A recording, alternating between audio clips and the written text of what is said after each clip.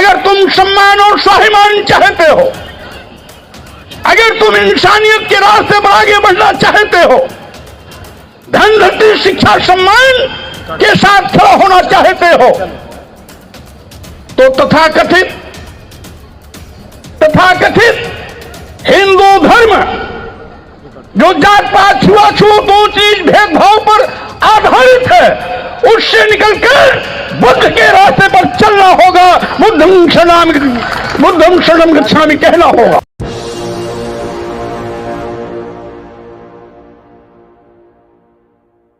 हमारे देश में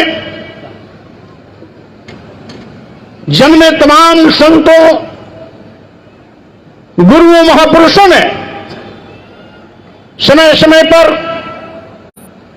करुणा, मैत्री, बंधुत्व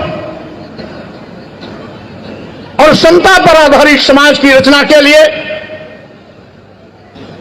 अपना पूरा जीवन संघर्ष के लिए समर्पित किया। तमाम ऐसे महान संत भी हुए और उन संतों में शिरोमणि रहे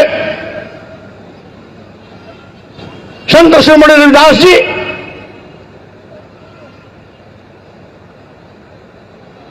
जिन्होंने पहली बार विचारों का समाज बनाने के लिए,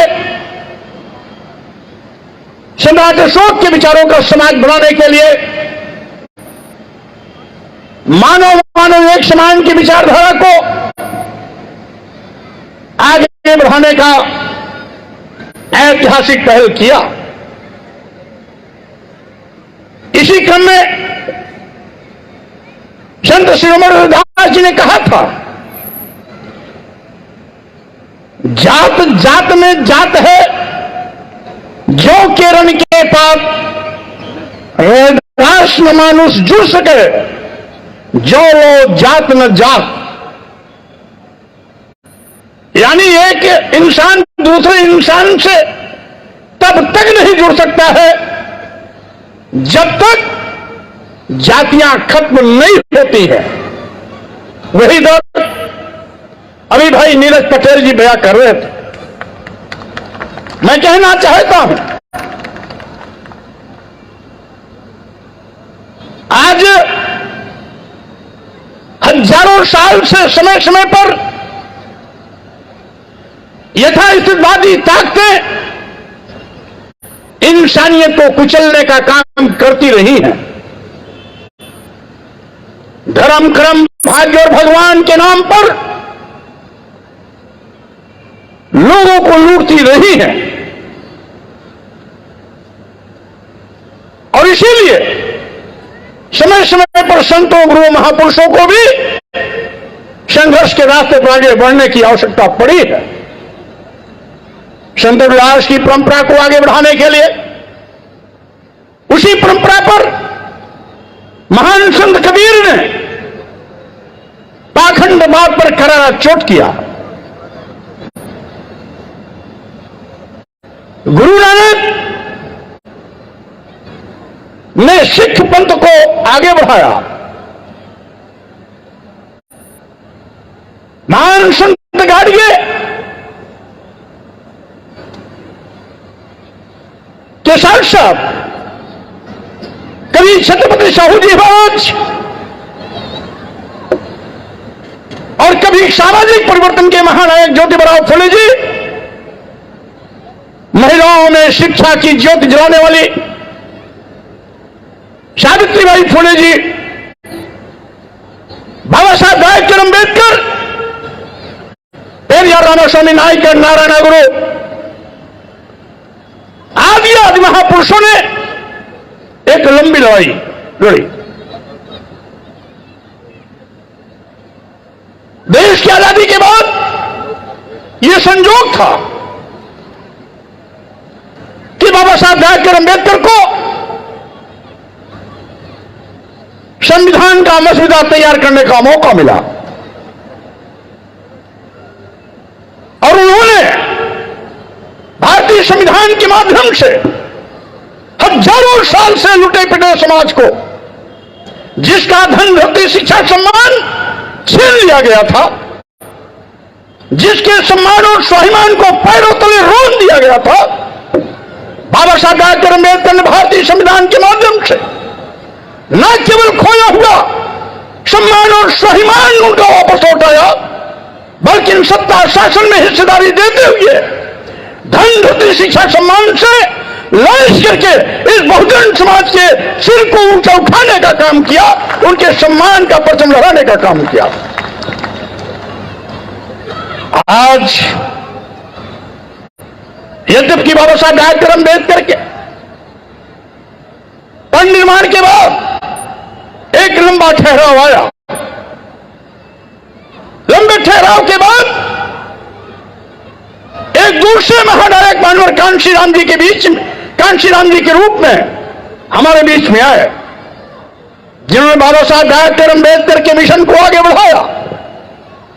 हम अपने इन तमाम महापुरुषों को अपनी ओर से, आप सब लोगों की ओर से कोट कोट नमन करता हूं, वंदन करता हूं, और साथ ही साथ इन महापुरुषों की इस विरासत को हम सबको सामूहिक रूप से आगे बढ़ाने की आवश्यकता है, आगे बढ़ाने की आवश्यकता है। अन्यथा भारतीय संविधान इस देश में लागू होने के बाद भी यथास्थितिवादी ताकतें समय समय पर सिर उठाती रहती हैं, क्योंकि तथाकथित हिंदू धर्म वर्ण और जात पर आधारित है। महान सिंह शिरोमणि ने अपना दर्द इस पंक्ति से सुनाया कि जब तक जातियां रहेंगी तब तक हम सब एक दूसरे के करीब नहीं आ पाएंगे, मन नहीं मिलेगा, दूरियां बनी रहेंगी। जब तक जातियां रहेंगी तो स्वाभाविक रूप से कोई ऊंच होगा, कोई नीच होगा, कोई बड़ा होगा, कोई छोटा होगा, कोई पूज्य होगा, कोई अपमानित किया जाएगा, कोई छूत होगा, कोई अछूत होगा। यानी ये भेदभाव मूलक समाज ही तथाकथित हिंदू धर्म का पर्याय है। मैं कहना चाहता हूं, यद्यपि बाबा साहब डॉक्टर अम्बेडकर पूरे जीवन इस जातीय दंश के कड़वे अपमान को पीने के लिए मजबूर होते रहे, लेकिन हद तो तब हो गई जब पूरे विश्व के सबसे बड़े विद्वान होने का गौरव पाने के बाद इस भारत भूमि पे आते हैं, तो विश्व के सबसे बड़े विद्वान होने के बावजूद भी यहां पर पग पग पर, कदम कदम पर उनको अपमानित होना पड़ता है। और इसीलिए बाबा साहब डॉक्टर अम्बेडकर ने कहा था, मैं हिंदू धर्म में पैदा हो गया, ये हमारे बस में नहीं था, लेकिन मैं हिंदू होकर नहीं मरूंगा, ये हमारे बस में है। और इसीलिए बाबा साहब डॉक्टर अम्बेडकर भारतीय संविधान लागू होने के बाद भी 1956 की नागपुर दीक्षा भूमि पर दसियों लाख लोगों के साथ बुद्धं शरणं गच्छामि का उद्घोष करके साथियों हमारा मार्गदर्शन किया था। वो बाबा साहब डॉक्टर अम्बेडकर उस ऊंचाई पर उस समय पहुंच गए थे कि उनका तो पूरा देश दुनिया सम्मान कर रहा था, फिर भी बौद्ध धर्म दीक्षा ग्रहण करने की आवश्यकता क्यों?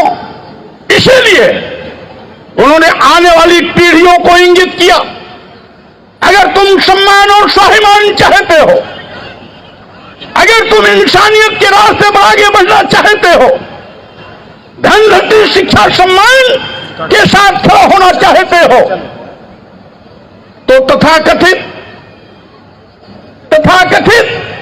हिंदू धर्म जो जात पात छुआछूत ऊंच नीच भेदभाव पर आधारित है, उससे निकलकर बुद्ध के रास्ते पर चलना होगा।